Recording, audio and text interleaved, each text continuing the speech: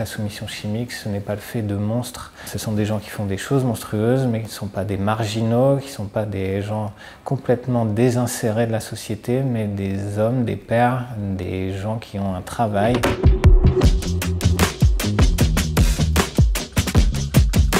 Je commence en 2022, au moment où on parle des piqûres sauvages. Je suis journaliste musical et j'ai la chance de pouvoir aller couvrir tous les festivals l'été. Sauf qu'assez vite, il y a une vague assez anxiogène qui arrive avec ces histoires de piqûres. Je vois l'inquiétude qui grandit dans le public. On est après le Covid et en fait les foules sont assez inquiètes. On a du mal à se retrouver ensemble. Les organisateurs de soirées ne sont pas du tout préparés à tout ça.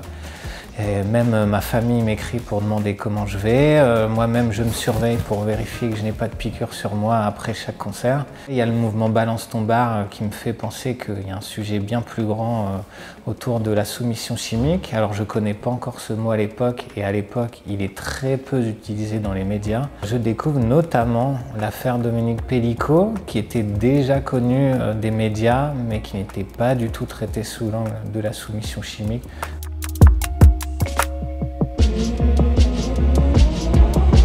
On a la chance en France d'avoir l'Agence du médicament qui produit des rapports depuis 2003. Et je découvre qu'à 42,6%, les faits de soumission chimique ont lieu dans le contexte privé contre 19,5% dans le contexte festif.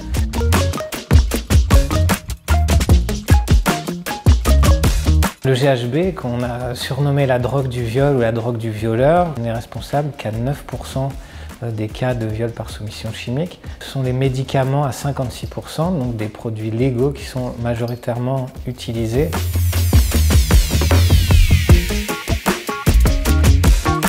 Le mot de soumission chimique est donc une notion médicale qui arrive un peu dans les médias dans les années 90-2000, dans des rapports un peu d'institutions.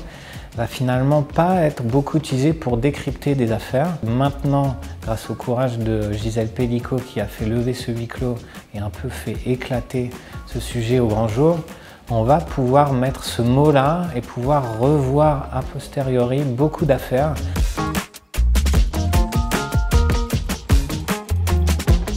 Bien sûr, le SAFE, c'est quelque chose qui part d'une très bonne intention. Ça permettait aux minorités ethniques et sexuelles de se retrouver et d'avoir un espace privilégié où parler sans avoir à se confronter à la domination masculine.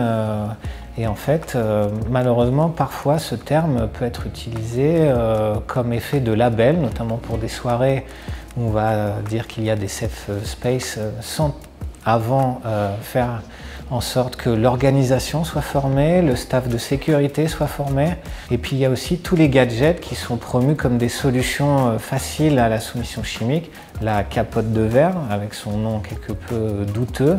Tous ces tests, il y a des vernis, des dessous de verre qui changent de couleur pour vous prévenir s'il y a quelque chose dans votre verre. Et bien souvent, malheureusement, soit il ne teste que quelques produits, d'ailleurs souvent le GHB, donc ne prend pas en compte les médicaments dont on a parlé.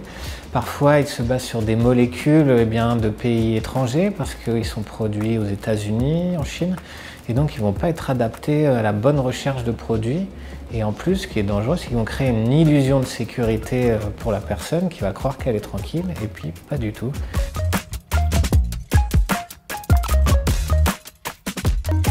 La formation des médecins, on pourrait en sortir grandi s'ils étudiaient ce sujet-là, puisque comme on le disait avec Gisèle Pellicot, s'ils savaient détecter ce genre de violence, ils pourraient peut-être prévenir et aider les victimes à comprendre ce qui leur arrive. Former les forces de l'ordre, puisque ça pourrait leur permettre aussi de bien comprendre comment prendre en charge les victimes, parce que parfois aussi, on sait que c'est compliqué déjà de porter plainte sur ce genre de sujet pour que la plainte soit prise en compte, mais aussi pour que les bons tests soient commandés et avec le bon produit recherché, tout l'éventail de produits soit recherché. Il y a les hommes aussi entre eux qui doivent se questionner, parler entre eux, oser se confronter, discuter. Et voilà, oser parler de ce sujet et pas le fuir comme la peste, comme souvent c'est le cas.